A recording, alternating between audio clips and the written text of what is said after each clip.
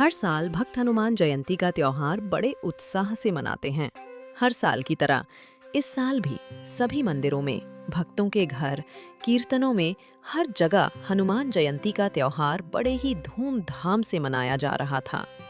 भगवान हनुमान देवलोक से ये सब देखकर बड़े ही खुश होते हैं। ये देख हनुमान का मन धरती लोक पर जाने का करता है और वो श्री राम, माता सीता और लक्ष्मण को भी अपने साथ धरती लोक पर चलने के लिए मना लेते हैं। जब वो धरती लोक पर पहुंचते हैं तो हर तरफ हनुमान चालीसा का पाठ, राम भजन और हनुमान और राम जी के गाने बज रहे थे। ये देख हनुमान जी बहुत ही खुश होते हैं। वो सभी अपनी वेशभूषा में खड़े थे कि तभी एक भक्त की नजर हनुमान जी पर पड़ी। जय श्री राम। ये तो राम परिवार की झांकी लगती है। ये बालक तो बिल्कुल हनुमान जी की भांति लग रहा है। इन्हें देखकर लग रहा है इन्हें लड्डू के प्रसाद खाने का बड़ा मन हो रहा है। मैं अभी इनके लिए लड्डू का प्रसाद लेकर आती हूँ। वो औरत लड्डू लाकर सबको प्रसाद देती है। श्री राम जी, ये आपका। माता सीता, आप भी खाइए। लक्ष्मण जी, ये है आपका। और हनुमान जी, ये है बड़ा लड्डू आपके लिए। आप सबको देखकर तो ऐसा लगता है मानो सचमुच राम परिवार हमारे सामने खड़ा है। ये सुनकर चारों मुस्कुराते हैं और पल भर में अंतर्धान हो जाते हैं। ये चमत्कार देख वहाँ खड़े सभी लोग हैरान रह जाते हैं। हे प्रभु, ये कैसी भूल हो गई हमसे। आप सब स्वयं हमें दर्शन देने आए और हम आपको झांकी समझ बैठे। भगवान कब किस रूप में दर्शन दे दें कोई नहीं जानता। चलो बहन, अब अंदर चलकर उनकी पूजा करते हैं और क्षमा याचना मांगते हैं। उधर राम परिवार और हनुमान आगे बढ़ते हैं। वो पृथ्वी लोक की सजावट और भक्ति भाव देखकर प्रसन्न होते हैं। चलते चलते उनकी नजर एक टूटी फूटी झोपड़ी पर पड़ती है जिसमें एकदम सन्नाटा पसरा हुआ था। ये देख हनुमान बोले, प्रभु, इस झोपड़ी में इतना अंधेरा क्यों है? क्या यहाँ कोई नहीं रहता? हनुमान अंदर चलकर देखते हैं, वहीं जाकर पता चलेगा। प्रभु, मैं इस परिवार के साथ अपना जन्मदिन मनाना चाहता हूँ। ये तो बहुत शुभ विचार है हनुमान, हम भी तुम्हारे साथ चलेंगे। हनुमान झोपड़ी के बाहर खड़े होकर धीरे से पुकारते हैं, क्या हम अंदर आ सकते हैं? अरे, ये तो कोई हनुमान जी और राम जी की झांकी लगती है। हाँ हाँ, आप सब अंदर आ जाइए।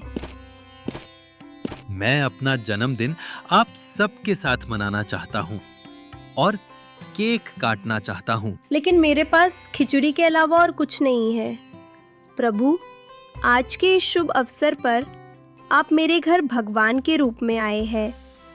मैं आपकी इच्छा कैसे पूरी करूं? हे पवन पुत्र, मेरी मदद करो। माता, आप दुखी मत हो। आप इस खिचड़ी को 5 भागों में बांट दो। सीमा ने थोड़ी सी खिचड़ी को 5 भागों में बांट दिया। अचानक एक एक करके सभी थालियां अलग अलग वस्तुओं से भरने लगीं। पहली थाली में स्वादिष्ट केक, दूसरी में लड्डू और मिठाई, तीसरी में पूरी पकवान, चौथी में नए नए वस्त्र और 5वीं थाली में सोने चांदी के सिक्के और रुपए। ये चमत्कार देख सीमा और उसका परिवार हैरान रह गए। वो सभी भगवान के चरणों में गिर गए। हनुमान जयंती के इस पावन अवसर पर साक्षात आप सभी प्रभु हमारे घर पधारे। हमारा तो जीवन सफल हो गया। माता, तुमने सच्चे हृदय से हमें याद किया। जो भक्त मुझे सच्चे मन से पुकारता है उस पर मेरी कृपा सदैव बनी रहती है। हनुमान जी और श्री राम परिवार ने सीमा और उसके परिवार को आशीर्वाद दिया और अंतर्धान हो गए। उनके चरण पड़ने से उस परिवार के घर के सारे दुख दूर हो गए। उन्होंने अपने घर में एक सुंदर राम दरबार बनवाया जिसमें श्री राम, माता सीता, लक्ष्मण और हनुमान जी की मूर्तियां थीं। अब वे रोज भक्ति और पूजा करते और हर साल हनुमान जयंती के दिन केक काटकर हनुमान जी का जन्मदिन मनाते। सच्ची भक्ति में शक्ति होती है। जो भक्त सच्चे मन से प्रभु को याद करता है उसके जीवन से अंधकार सदा के लिए मिट जाता है। जय श्री राम, जय हनुमान। कैसे हुआ हनुमान जी के पुत्र मकरध्वज का जन्म? हनुमान जी ने अपना पूरा जीवन श्री राम की सेवा में बिताया और हर कदम पर उनकी रक्षा के लिए तत्पर रहे थे। हनुमान जी ब्रह्मचारी थे, लेकिन क्या आपको पता है कि उनका एक पुत्र भी था? वाल्मीकि रामायण में इससे संबंधित एक प्रसंग का वर्णन भी मिलता है। आइए जानते हैं हनुमान जी के पुत्र की उत्पत्ति कैसे हुई। पौराणिक कथा के अनुसार जब पाताल लोक के असुरराज अहिरावण ने भाई रावण के कहने पर प्रभु राम और लक्ष्मण को पाताल लोक में बंदी बना लिया था, तब हनुमान जी प्रभु राम और लक्ष्मण को खोजते हुए पाताल लोक पहुंच गए। उन्होंने देखा कि वहां 7 द्वार थे और हर द्वार पर एक पहरेदार था। सभी पहरेदारों को हनुमान जी ने हरा दिया, लेकिन अंतिम द्वार पर उन्हीं के समान बलशाली एक वानर पहरा दे रहा था। वहां हनुमान जी अपने जैसे पहरेदार को देखकर अचंभित रह गए। उस पहरेदार का नाम मकरध्वज था।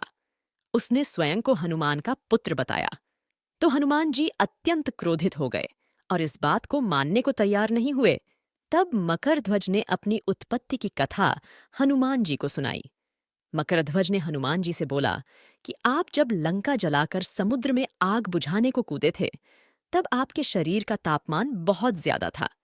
जब आप सागर के ऊपर थे, तब आपके शरीर के पसीने की एक बूंद सागर में गिर गई थी, जिसे एक मकर ने पी लिया था और उसी पसीने की बूंद से उसने गर्भ धारण किया।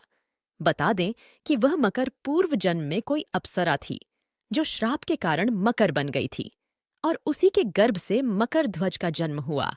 बाद में वह अप्सरा भी श्राप से मुक्त हो गई।